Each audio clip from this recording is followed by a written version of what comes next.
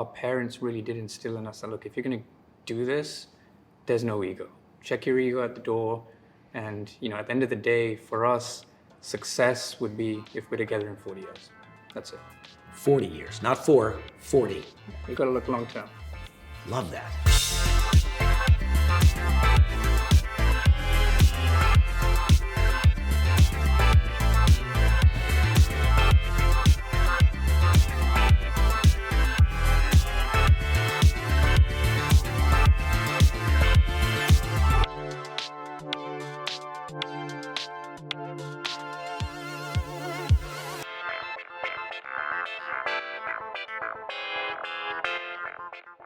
Welcome to another exciting edition of Teague Talks.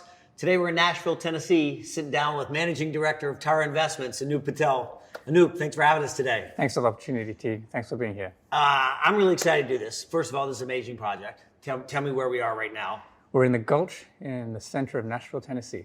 At what properties? So we have a dual brand. It's a Canopy by Hilton and a Homewood Suites by Hilton. Canopy and Homewood. That's right. How many keys? Total 333. So we have 181 Canopy and 152 Homewood Suites. How long have you been working on this project? Well, we purchased the land in 18, but we really were scouring the market in 17. So it's been a good 8 years. This is a big boy project. This is not... It is, yeah. Total cost probably around 150 million. So I would say big boy. So tell me, who is Anup Patel? And tell me about your journey. Yeah, so I was born in Leicester in the UK. So I moved here in 2001 with the entire family. How old were you? I was 12. Okay. And define entire family. So it was me, my brother, my extended family. So we had cousins. My father and his two brothers moved over. And it was really for their business. What were they doing in England? So in England, we had a textile factory. And so they were producing women's knitwear. Textile family. And why did they leave? Why did they leave UK? Why did they come to the US? It got very to competitive. Get into the hotel business. Yeah, so everything was kind of getting outsourced to China. Got very sure. competitive. And so they started investing in hotels through family friends in the US, Southeast, like I think Fayetteville, Lumberton, those kind of markets. And then we eventually decided, hey, let's move over there and see if we can do something like that. And so when they came over, they moved to where? So you're talking North Carolina. Yeah. North Carolina, Lumberton. So they moved to where? So we were deciding between Charlotte and Raleigh. We chose Charlotte. So we've been there ever since. Charlotte, family. 3 brothers, wives, kids, all move. That's right. From UK to Charlotte. Yep. What was the first hotel that they bought? The first hotel they purchased was in this very city, so the Hampton Inn Suites at the Nashville airport in 2003. How'd they pick that one? That's just the one they found? Yeah. Or hours of research? Hours and hours of research. So they would just scour the Southeast and, their minivan and probably put 100,000 miles on that thing in a year, and they found Nashville. And said, we believe in Nashville. Even though they're living in Charlotte. Yep.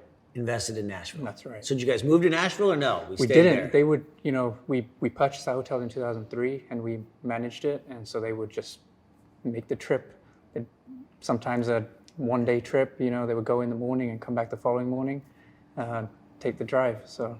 And this is 3 brothers, your dad and his 2 brothers. That's right. Okay, and you guys are all kids in grade school. Yeah. All right, so did you guys know you were coming into the business, or were you like, no, we got to be a doctor? So yeah, I wanted to actually be a cardiologist when I was at Carolina, and so I was a pre-med major. But then I realized that it takes 10 to 15 years before you start making any money. Yeah, so pass. Yeah, I decided to go into business. And what did that mean? Dad, can I come join you? What do you need me to do? So I studied business at Carolina. Okay. And so I did a stint at Bank of America in the leveraged finance department. Yep. But I always knew that, at some point I wanted to come back into the business. We've done some projects in downtown Savannah, so we had a Country Inn and Suites. We really couldn't get any other brand down there, but we wanted to be down there in Savannah and do a difficult development and see if it's something for us. Yeah, Savannah's not an easy place to develop in. It's not, no. And the historic district and all of the tight site, urban location, so it's tough. And I know that property. That's a really nice hotel. What's it today? It was a B hotel. It went to a B. That's exactly right. Yeah. So great location, great box, and I think it will continue to be adapted, for the long term. But you guys don't own it. You built it, ran it, and then we sold it. That's right. Why? Curious. I think we wanted to, get into some bigger board projects. Like working with Hilton. I think we saw opportunities there, and so the way to do that was to free up some capital and start doing other projects.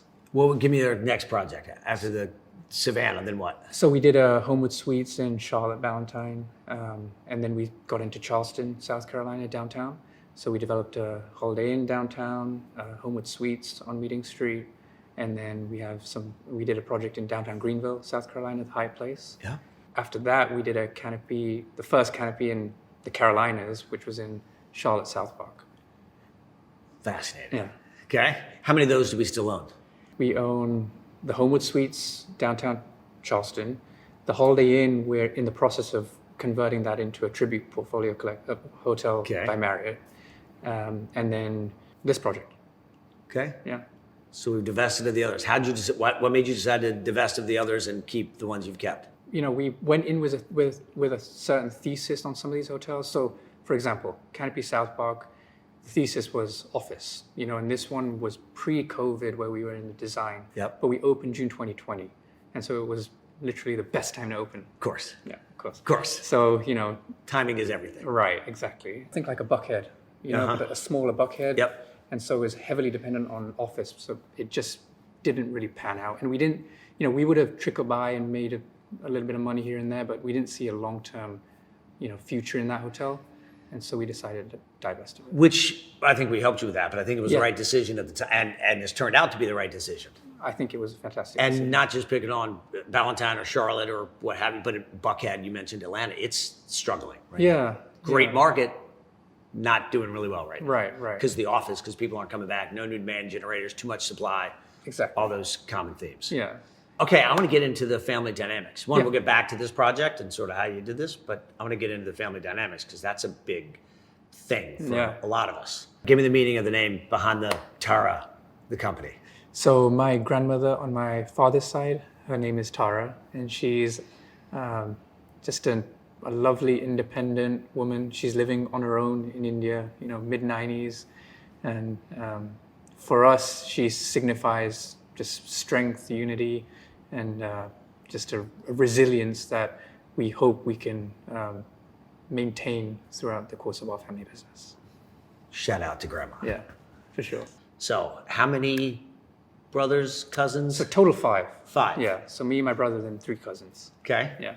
How do we divvy up roles and responsibilities? Well, so when we first joined, we all joined within probably 5 years of each other. And so we would kind of do a little bit of everything. So at that point, the 3 dads were heavily involved in the business. And so when we joined, we were involved in operations, accounting, some development, you name it. And then over time, we started to figure out what do we actually enjoy doing and where do we see ourselves 15, 20 years from now continuing to do. And so I think it was, a lot of luck that, hey, we have one brother that likes the finance side of it, one that likes the management side of it, one that likes the development side of it. And quite honestly, Teague, it just worked out.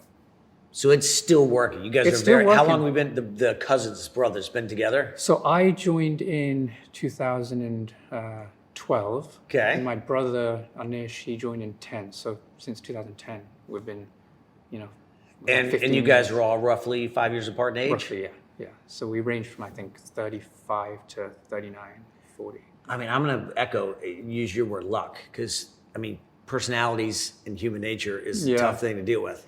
And egos, when everybody's like, no, I'm in charge. No, so how do you guys deal with that? You've clearly split up responsibilities. And it sounds like that happened organically, not... It did, yeah. It happened organically, but what I would say is that, our parents really did instill in us that, look, if you're going to do this, there's no ego. Check your ego at the door.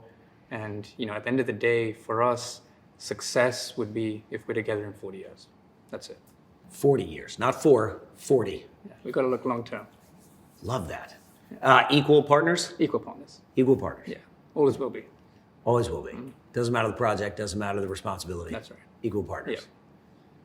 Yeah, if your goal is to stay together for 40 years, that's a different goal than, we want to make money or we want to dominate the world. Yeah. Family is the most important thing for us. And so having that long-term vision, we all want to make sure that we're just side by side. Give me the names and give me their responsibilities, please. So Anish, my brother, he heads up all of the finance, the brokerage side, finding new deals, that kind of thing. Personality. Yeah. Okay. Amit, he heads up all the operations. So all the day-to-day management. So you guys operate your own stuff? We do everything. That's a niche. Yeah. Great. And then Vikesh, he handles all the internal finance and accounting. So, whether it's bank reporting or investor reporting, that kind of thing. And then myself, I do all the development. So from, once Anish finds the deal, then I kind of take over from the design until open. And then the last cousin, Harshil, he worked with us in the hotel side of the business, but his passion has always been in public equity investing. So he's really a disciple of Buffett. And so we had a discussion maybe 3-4 years ago, and he expressed a lot of interest in doing it. We said, go ahead, raise a fund and see what happens. So he's been doing that for a few years and found success and I think happiness doing it. So he's running a fund, investing in public markets, but he's still a 1/5 partner exactly in the business. Yeah.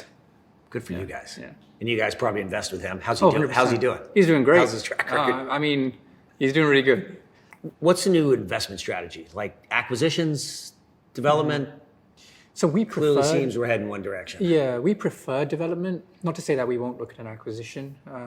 If we feel like there's a value add from whether it's converting it to a different brand or doing a big renovation where we see a big upside, we will consider acquisition, but we prefer development. And I'm going to put words in your mouth because it's hard to do. Because it's hard to do. Yeah, I think that's where our competitive advantage is. Yeah. Yeah, not just finding the site, finding the brand, finding the getting a loan, putting all that stuff together, the patience, all the things you said. Anyone, not anyone, but anyone can go out and just buy a hotel. Right. If you have enough money, you can buy a hotel. And hope that it works. Right. Which is fine, which is also fine for a lot of people. Just go buy a hotel, and if that's your expertise, but you guys clearly have a different level. That's right. And even I'll use the passion word. You have a different passion for what you want to do. Yeah, I think we all love to travel ourselves, and so we're always going to different hotels around the world and picking little things from here and there. I mean, many things in this hotel that we may have seen in a hotel overseas that we asked our designer, hey, what do you think of this? And they incorporate it if they feel it's worthwhile. Yeah, I love when people are pulling on their own experiences. Right. And all right, now you guys are cool and young and hip, and you like staying in cool, hip hotels. No longer, with all due respect, the boring Hampton Courtyard across the globe. You want the cool properties when you're traveling. That's right. Yeah, I think it does depend because sometimes if we're traveling with our kids, I'll go Homewood all day long. Sure. The big room, the pull-out sofa, you can't beat it. But if it's me and my wife, 100%, we want to be in that. Somewhere where they have good F&B. It has to be in a location where you can walk around the neighborhood. So for sure. Talk to me about operations real fast, because a lot of people are getting out of operations now because operations are hard, difficult, right. And they don't want to do it. Right. And it's one thing, again, just a 100-room Hampton or Homewood. It's another thing, a 300+ room dual brand project with half a dozen F&B outlets. Right. So are you guys leaning into that? I mean, fortunately, we got one of the cousins that is very excited about that. For sure. But he's not getting tired and worn out. He's getting energized. I think, that's the thing. If it was me, I would probably get tired and worn out. Same. And so I think for him, he does get the energy from that and building the team and seeing them succeed and starting to, see their lives improve, over time with us. And so I think he finds a lot of value and reward out of that. And so we'll continue to lean in 100% on the management side, which includes F&B. And cheers to him for finding the general manager, Tiffany, for sticking with her for 2 years during construction. Exactly. Nobody does that. Right. And then going and pulling a chef out of the one South Beach. Right. Like that's clearly passion. That's not just, we need a body over there. Exactly. Yeah. And then it trickles down from him to her to the rest of the team. Right. And you could feel that, walking around last night, you could clearly feel that. Right. Really impressive staff here. Yeah. And the personalities. How do we make decisions? Unanimous.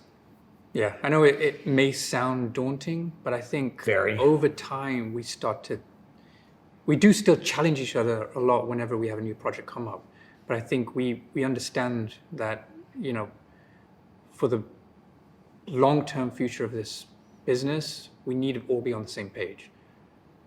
And so I think it is, again, going back to like just checking the ego. You know, if that means that we have to pass on a project that somebody feels so passionate about, so be it, for the sake of the family. So give me the investment thesis now of you guys in the firm. Are we getting away from just an average Hampton Inn at the airport? Yeah. And these. So we really like the hard projects. I think that's where we find the most satisfaction out of doing those difficult projects, tight, urban site, you know, with the best brand and the best location. And I think the reason we can even, you know, look at those kind of projects is because we have very patient capital. Mm-hmm. I mean, if you look at this project, the first dollar went in 2018. Right. And we're sitting in 2025. And that's a testament to, you know, our family, but also our investor base. I think we're blessed to have the investors we do, that they're very patient with their capital. They see the long-term trajectory as well. Tell me about your investor base. Primarily friends and family. Sure. So, you know, I was telling you yesterday over dinner, but any given project, I mean, for us, it's all in as a family. So the next project, we're going to put as much as we can. We had to take investors here because, you know, the projects are continuing to get bigger and we don't have enough money to put ourselves. But we're blessed to have the investors we do. They've been investing with us for 15 plus years, some of them. So. Yeah, how many investors in this project? This project, about 35. 35 for 50, I'm going to do rough math, $50 million of equity. Correct. And we're about, you know, the family. Yeah, how much? Just under half of that equity is ours. You know, so. Yeah, you would take it all if you had it. Oh, we you would, don't, yeah. So you got to go to other people. That's right. Yeah, I love it. I think I'm an investor in this, by the way, everybody. So thank you. Here's fingers crossed. This thing works. But we like that opportunity. We like investing with good friends and good people and just giving everybody opportunity. But I think this is a really nice project for you guys. Yeah. And we believe in the people. We're betting on people, not just projects. Yeah. I mean, we're betting on people too. I mean, we manage everything, right? And so in this project, you know, we've put a lot of trust in our management team. You know, our general manager, Tiffany, has, you've experienced this over the past 24 hours. So Tiffany, she opened up the Canopy South Park for us in Charlotte. And so she stayed with us since, I think it must be 2015, 16, when we first started that project on the design side. And she moved her entire family over to Nashville for this project. And so she's been on this team, and we opened up, you know, 4 weeks ago, but she's been GM here for 2 years. And so really making sure that she's being able to develop the team, find the right people. You know, she's worked at brands such as One Hotel, and so she's brought people that she's known from, whether it's Miami or New York on the F&B side, to really make this into what we feel it can become. Yeah, most people aren't going to spend that time and energy and money on the GM to help them design the project. Right. But if you're doing a really giant one, you better get it right. Yeah, I think so. And I think that, you know, that kind of mindset came from our fathers, where it was, you know, if you need to keep your GM for another 3-4 months, just get them in. It's not going to kill the project, but you're going to have that continuity. You know, you're going to open with them not being overwhelmed, and they're going to be able to build their team out with the time that they need. And I'm thinking of David, the Chef David from dinner last night. It was fantastic. First of all, these new projects have, you know, half a dozen F&B outlets. Right. So you got the rooftop, you got the bar, you've got the restaurant, you've got the pizza window, you've got the coffee shop, you've got all of that. Right. And Chef David sounded very involved in all of it. Yes. And he's top notch. Where was he before this? So he was at the One Hotel in South Beach. Sure, the One Hotel in South Beach for a decade, of course. How did you talk him into coming here? So that was Tiffany again. You know, they had connections through their prior jobs, and I think they were just talking about the opportunity here. And I think he wanted to branch out of Miami and get into something a little bit slower paced. He has a family as well, and so he moved the family up. And I think he loves the city, he loves Nashville, and so that's most important for us, is that if we're going to ask somebody to relocate, we want to make sure that they are making the best decision for their family. Sure. Give me your other development partners here in this. So the contractor is Yates Construction, okay, who built the project for us. Interior designer is Raphael Berkowitz, who, you know, he was with Campbell House, and we've actually brought him in-house, and so now He's part of the Tara family. He helped you on the others. Did he help? Did he help on Valentine? He helped on Charlotte, Canopy South Park. Yeah. So he designed that for us. On the architecture side, it's ODA out of Charlotte, North Carolina. Yep. So, a lot of hotel experience there.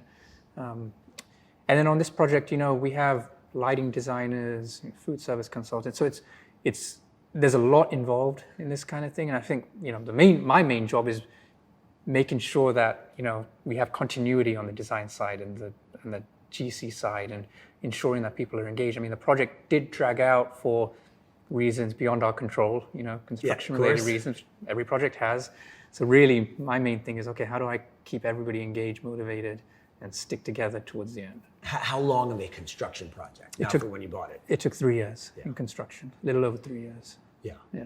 But the designing is neat, and we'll walk it later and look. But I'm just watching last night. I mean, everything flows together, even the light. Like, you can't see the lights really yet. Right. The ambiance is great. It sort of changes between the day and the evening and night.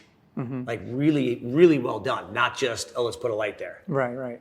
Yeah, and that's part of, so having a lighting designer and this level of detail, it helps with all the small things that many people may not even notice or take for granted. So if you're, a typical Hampton Inn, you're not going to spend money on having a lighting designer on the interstate. When you're a property like this, I think it's well worth spending to ensure that everything comes together well at the end. How'd you pick the brand? And what came first, the brand or the property? So the property came first. So we really wanted to be in the Gulch. We wanted to be in Nashville, and then we narrowed it down. We want to be in the Gulch. And obviously, one of the most important partners is Hilton brand. So how important were they? Instrumental. I think, for us, we've developed a really close relationship with the Hilton folk, whether it's from the development side or the design, architecture and design side. And so they've had a lot of input, especially on the Canopy side of this project, that we've taken to heart and incorporated. So we truly value that. Yeah, because again, this wasn't your first Canopy. So you've learned the teams, and there's that personal relationship and how to work together and where to press the envelope and where not to. And, trusting other people's opinions. And when they say no, when can we say yes? And maybe they got to hold you back from you when you want to go above and beyond. Right. And I think, given we have a little bit of experience now, they do allow us to push the envelope, and we will continue pushing the envelope. For us, it's like, okay, how do we make this Canopy better? Well, how do we make the Homewood? I mean, if you go to the Homewood side, we want to keep on pushing the envelope on the Homewood brand as well. Yeah, these have to be flagship properties for both Canopy and Homewood. Yeah, we hope so.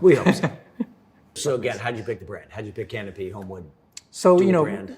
So we love the Canopy brand. So we did the Canopy in South Park, I think. Well, why? Because it's the neighborhood feel, which is what this thing is? You I just answered my own question. Yeah, you have the neighborhood feel. I think the Canopy brand itself gives the developer a lot of flexibility and trust in kind of designing it to the neighborhood and what they need in that specific market.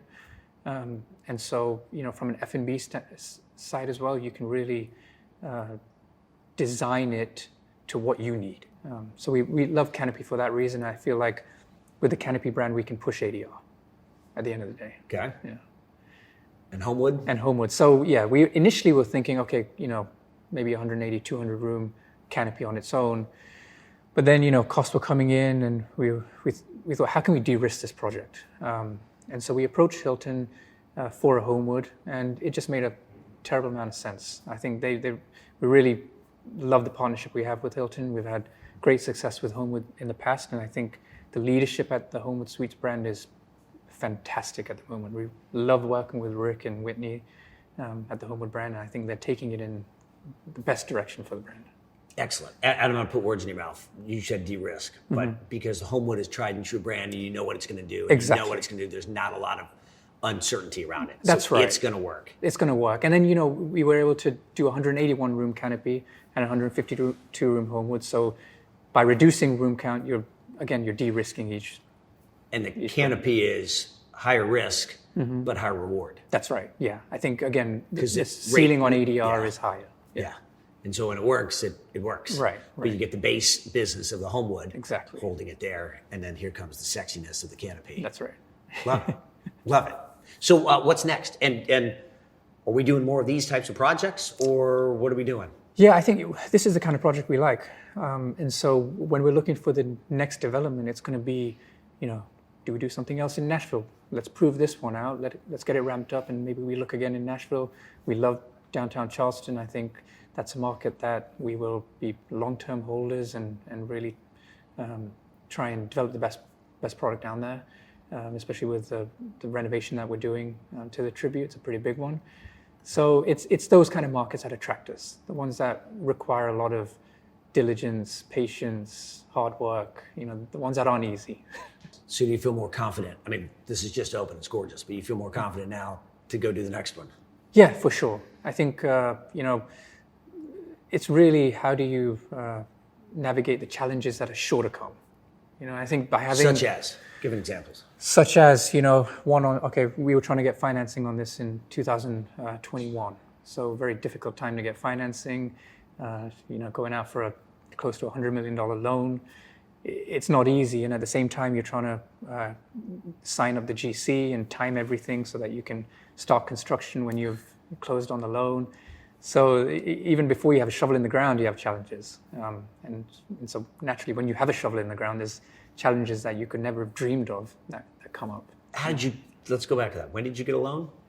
21, end of 21. How did you get a loan, a construction project, $100 million construction loan in 2021? I give the credit to my brother on that one, Anish. So nice. he works with whether it's the brokers or the lenders, and he's really able to show them what we envision of a project. It's not something I can do. Who was your lender on this? Originally, construction lender? Construction lender was Goldman Sachs. Goldman? Yeah. Why?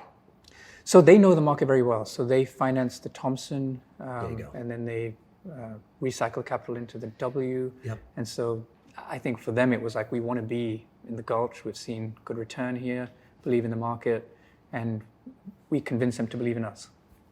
And have you taken them out? We have. So a division of the Koch brothers, Macarora, Yep. took out the loan here. So reduce the risk. The interest rate is significantly lower, and we have a couple of years leeway here. When did that happen? That happened probably about 45 days ago. Yeah, this is what I'm saying. Again, in this market, you just got a $100 million loan. Yeah. Like at a lower than your construction, Right. 2 points lower or something, saving a bunch of money. That's right. I mean, that's cheers to Anish exactly. doing his job really Right. well. But Right. that's not easy stuff to do, I guess is my point. It's can be not. done, it all can be done. But cheers to you guys for making these things, for actually executing on all these points. Yeah. Right? Yeah. You Thank you. pinch yourself every now and then? Or is this just level of expectation for what you... I have my wife pinch me. Yeah, she is great, by the way. What does she think of this? She's been a huge support for me. I definitely couldn't have thought about doing it without her. She's been in the trenches when I need her. So. And she's got to listen, like all wives, to the bitching and moaning and Oh, yeah, complaining 100%. and venting. And... Yeah. I mean, I was telling you yesterday, but so we purchased land in 2018. I had one niece. Today we have 7 kids, third generation, and we have 2 on the way. Love that. So a lot's happened. Yeah, a lot has happened. We've made a lot of progress Yeah. since we bought the land. How old are yours now? 2 and 5. 2 and 5. Yeah. Boy and girl. Boy and girl. Do you think you envision them all joining the business, or who knows? Am I way too early in my question? No, I think it's a valid question, and I think for us, we want them to see what we do. So we're going to bring the kids when we have a big grand opening party, allow them to see, hey, what do all the dads and uncles do, and I mean, we talk about the projects with our kids all the time, and so they're always asking about how's the hotel going, and so I think it's very valuable to have that ongoing discussion. However, we were never pressured to go into the business, and so it was a decision that Right. me and my brothers we made independently without any force. So we'd like it the same if they do decide to come into the business. Are the dads glad that they moved to the States? I think that was not a conscious. It was a conscious decision, but Yeah.